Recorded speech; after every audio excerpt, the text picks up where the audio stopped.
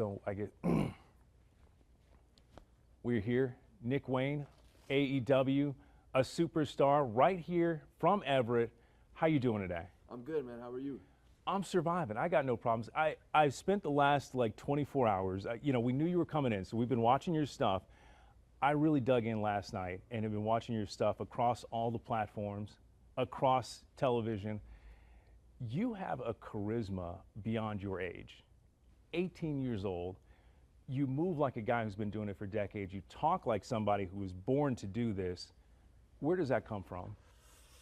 I feel like a lot of it is like through the family. You know, my dad was a professional wrestler by Buddy Wayne. My grandfather was a professional wrestler by Moondog and Moretti. I'm the third generation. But I just, maybe it runs in the blood. But just kind of constantly being surrounded by professional wrestling is like, you can't not fall in love with it, and once you fall in love with it, you're stuck. And this is always something I've wanted to do for my entire life, so I'm always just trying to find ways to get better, picking brains of people better than me and picking brains of veterans, and then, of course, being around the family.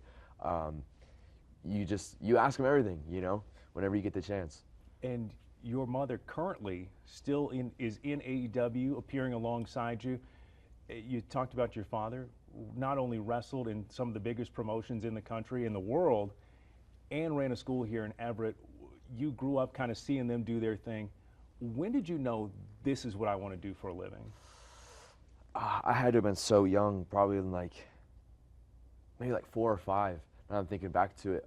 But yeah, like my dad having the wrestling school, watching all these students train all the time and watching my dad train the students is kind of like what really ignited this fire in me. I was like, I want to get in there. I want to do what they're doing. So I would watch him run classes, and then when class was over, I would get in there by myself and kind of just reenact the things that I saw them do. And then eventually, when I was 9, I was like, Dad, I want to get in there with the students. And he's like, all right, let's do it. He got my first pair of knee pads and my ASIC wrestling shoes, and he's like, let's do it. So I was in there doing everything else the students were doing at 9 years old. And I hate to say this, 9 years old was not that long ago for you in the grand scheme of things. Yeah. 18 years old, signed to AEW. What are your friends doing right now? You're wrestling in pay-per-views, on TV, on YouTube, on every platform. How do you relate to people your own age? Because I got to imagine your friends are going off to college, maybe some staying home and working. Yeah. You're touring the world. What is that like? So I'll be real, I don't really have a lot of real life friends. Throughout school and whatnot, I was judged just about almost daily because of wrestling. You hear the constant bugging, like it's all fake, they say it's pre-planned, they say it's all an act, it's like, it's a show. You just get told it's fake all the time, and it's like, you kind of just shrug it off. You're like, all right, you think it's fake, but I know what I'm doing in here, I know the physical toll that I'm taking with my body. I know how my body feels, and it's not really worth my time to explain it to you and try to convince you how wrestling isn't what it's out to be, So I have a handful of friends, maybe 5 of them in a friend group, but like you said, they're all off to college or they're at home working jobs, but they're all so supportive of me. They come to my shows when they're in town. But yeah, it's like once we get back together, it's like we're friends, but they're all so supportive, and that's all I can really ask for. Those are the ones that were always wanting to see me win, and those are the ones that were like, no, I know what wrestling is. I know the stuff he goes through. Keep going, Yeah. And those are the people that matter. Seriously, yeah. What, I gotta imagine traveling the world, what do you miss when you get to come back home? What is it about the Northwest that you're like, man, I wish I had that. I wish I could eat at this place right now. What are those places for you? I like Seattle, the city, because it's just one, I love city life. I love big buildings, and I love bright lights at night and stuff. I love just activity and energy around you. But Seattle has so many different characters, It's it's really an unmatched city. And you tell people that aren't from Seattle, when they come here, they're like, it's like no other city, It's kind of like a New York City in a way. It's everywhere you look, there's something different. There's different people everywhere. I like the atmosphere of Seattle. I like the vibe it kind of gives off, But mainly when I come back home, I'm back. I'm still with my mom when I'm traveling, but you go back to the dog, sometimes see your friends, you're back at your home gym, you're back at eating in your normal nutritional schedule. So that's kind of things I look forward to when I come back. So not a Dick's, not Ivar's, the big the clam strips or something? I mean, I like Dick's, I like Ivar's, but like I have a meal plan. I'm on a nutritionist right now because I'm trying to put on weight and get bigger for when I'm in the ring. Well, the fried food is going to stay there. Yeah. The in-ring time, you got to focus on that. Yeah. I mean, you move. It is incredible. I was told this kid is 18 years old. Go watch his stuff. At 18, I was still trying to figure out how to talk to girls. Let's be real here. You were miles ahead of, the charisma, the confidence, everything. Is there somebody that you watched or something that you saw that said, like, okay, I'm going to model myself after that. I'm going to work on this to try and shape who you want to be when you're out there in front of the crowd? Yeah, so many different people for so many different reasons, like legends, like very charismatic legends like Shawn Michaels, Bret Hart, Eddie Guerrero, and then nowadays guys like Will Ospreay, or even people like from Japanese wrestling from Japan. Like I'm very highly inspired by that style. I love guys like Hayabusa or Jushin Thunder Liger. I idolize their junior heavyweight work because me as a junior, I look at the stuff they've done and I'm like, I want to achieve the things you did. I want to do what you did. I want to work the way that you do. So you kind of just pick things from all these different people that you idolize and put it into one, and that's you. Even when I was a very young, maybe 10, Mick Foley or Cactus Jack, he sat down with me. He was like, give me your top 3 favorite wrestlers right now. And I told him, and he was like, take those 3, take what you like from all of them, put them into one, and that's you. And I kind of just try to do that, but with 15, 20 different wrestlers that I study and idolize. You said Bret Hart, so you've won my heart. It is, and I think that's something that's really kind of cool that I always admired about him was that it was family. Yeah. And it's Owen Hart, British Bulldog, Jim the Anvil Neidhart, all these guys, and it was just, you're doing that in your own way, and you're running with this patriarchy. I don't know how I feel about it. Walk me through what's happening. I see. It's for the best. There's a lot going on. There's your mother. We're glad to see she's there. Christian is there. There's yourself. There's a scary guy, Kill Switch. Yep. What is that about? just know it's for the best. We got a little bit of everything in this faction. Like you said, we have that monster, Kill Switch. We have a little punk like me. You got Christian. He loves to run his mouth. You got my mom. She's there. Whatever you need, she's right there. If people even fear her. But just know what I did and the reason why I joined Christian was for the better, and I've bettered myself since I joined with him, and the things that he's teaching me how to win. So, and he's trying to teach you to do something to Swerve Strickland, Yeah. another guy from right here in the Pacific Northwest, getting ready for Double or Nothing. Christian, Swerve Strickland. Yes. What's happening there? I don't know. I like to see it happen clean. I don't know what you guys are doing. I don't know. I don't call anybody dirty, but Yeah, I mean, you got to find out. We're here tomorrow in Everett. He's got a match. We'll see what unfolds, but I know Swerve. I have my history with Swerve for years now, back from Defy Wrestling and then up until now in AEW. I know him inside and out.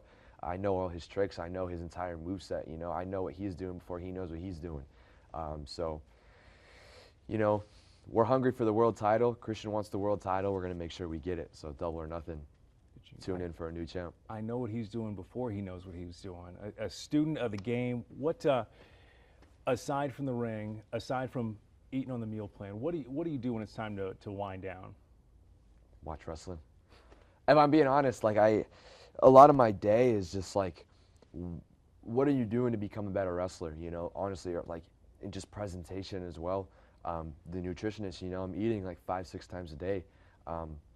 I'm not eating I'm at the gym for 3 hours just trying to get better. And then when I'm winding down at the end of the night, I'm watching wrestling. I have old wrestling on the TV. I'm trying to study the greats of the sport to try to put that into my work, or even the nowadays greats of the sport, and just see what do I need to do to become better. And everything I do, I try to put into some type of perspective of how is this going to make you better at wrestling. So when I go to sleep and I wake up the next morning, my goal is to be better than how I was yesterday.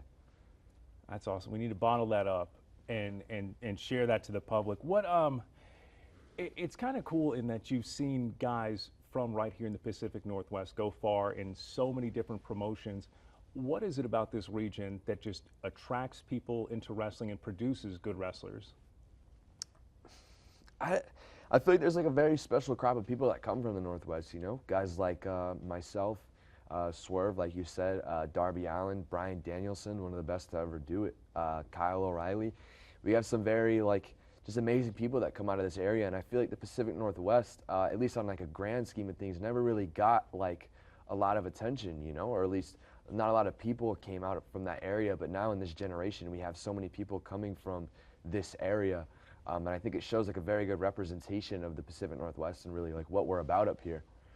Yeah. It's very cool to see, and it's kind of getting the companies to do, as you guys are growing, more tours up here, more shows up here. Yeah. And I think the more you pour into the community, the more that you're going to see come out of it. What somebody that's sitting at home that maybe the last time you tuned in was the Attitude Era, maybe the last time you saw, you pop in and watch the big shows or here or there, what would you say to somebody that's like, I'm interested in what this guy is doing, he's from Everett, I want to support him, where do I jump in? AEW is where I'm like where I'm like freshest, I would say, is like this is like the newest updated version of me. But if you want to go back and like look at stuff, is like Defy Wrestling, you know, Game Changer Wrestling. I've done a lot of stuff for those companies on the independents that helped build me to get to where I am now in AEW. But yeah, a lot of my build-up and stuff is through the independents that I did for years, and DDT as well in Japan. I did some great work there. But now it's like my newest updated version of myself in AEW. And AEW is like, we have our own kind of vibe of wrestling, you know. They bring so much different colors and stuff and so many different flavors into professional wrestling. You know, you get a little bit of everything in AEW.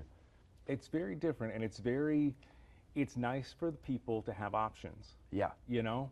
Yes.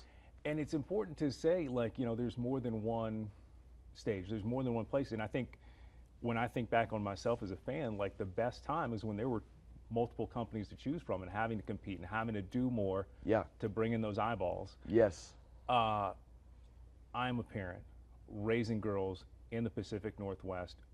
What do I need to make sure that they are seeing and doing to grow up to get the most out of being here? What, as a kid growing up here, what is it like the must-do experiences? A lot of people tell me, like people from like the East Coast, are like, these mountains you guys have and that you can see, don't take them for granted, because you can't really like see these other places. You know, it's like things that we see on like a daily basis, like those mountains or like these beautiful trees or like these hikes we have. You know, it's like other people in the U.S., like they tell me, they're like, this isn't something that's normal. So it's like, be grateful you have this. You know, just kind of like the nature we have here is beautiful. And the city life we have here is also awesome. The Space Needle, like the Ferris wheel, the stadiums, you know, go see everything. You know, everything we have here is, like, I feel there's something for everything, like it's something for everyone as well. You know, like the outdoorsy stuff, the city, the party life, you know, there's a little bit of everything for everyone. All right, you sold me. What, at 18, you're on the road, and we kind of talked about it, you know, your friend group is small. Is there anything, you know, is there anything you're missing about just having like a normal life as far as, you know, going to college or, you know, prom, that kind of stuff? Do you find yourself missing that kind of stuff at all? No, not really. I never went to prom. I was always wrestling. Like, yeah. I never went to like the school dances or like any school events. Like my friends would ask me to come, but I'm like, I'm sorry, I'm wrestling Kenta tonight at Washington Hall. I can't. And just like cool stuff like that, you know. But it's like I never, like, people always say, oh, you got to experience prom and whatnot. But it was like, what they're experiencing is something that is like a memory for the rest of their life. I'm experiencing the same thing in a different genre, which is professional wrestling. It's like I hold on to these things forever. But when I was in school, I wanted to just get it over with so I could start this life, like this full life of professional wrestling. Even though my life has always been wrestling, I still, like, you had to graduate, you know? And once I was presented the contract, it was like, you graduate high school, you turn 18, here we go. So I was like, all right, let's graduate, you know, let's get it going. And you sit down, you got the contract, you're doing it. What is the goal? Because you got the contract, you're doing the shows, you're getting paid. What is it that keeps you going, and what then is like the big goal on your board? Biggest goal, like, of all time, I want to be like the best to ever do it, or one of the best to ever do it. I want to make a really big scene on the junior heavyweight scene, one day shoot up to heavyweight and then become one of the best to do it. I want to wrestle, I want to main event the Tokyo Dome in Japan. That's like a really big one for me. I want to win all the championships. I want to win the tournaments, you know. I want to be like as successful as possible, so when one day people look back at my career, they can look at a historic career and like look up to me, you know, and want to do the things I did, just like I'm doing with other past wrestlers. I look at the things they've done and the achievements they've had, and I say, I want to do what they did. I want people to look at me the same in these next coming generations. You're a world traveler, 18 years old. How many countries have you wrestled in? I think I have like 6 now. I think I have America, Canada, Mexico, Japan, England, and France. That's huge. Yes, yes. I mean, what's of those experiences? Do you have like a favorite memory? Japan. I've like just getting to debut in Japan, getting to debut at Corkin Hall, which is like a very historic professional wrestling building. I've studied and watched so many matches that happened in that building, and then getting to perform in there multiple times was just an unreal experience, you know, especially walking in for the first time. It's like, wow, I've only ever seen this on YouTube, you know. But just getting to experience like their culture and their like lifestyle and their wrestlers, and I idolized so many of their wrestlers. It was a dream come true getting to go to Japan and tour for them.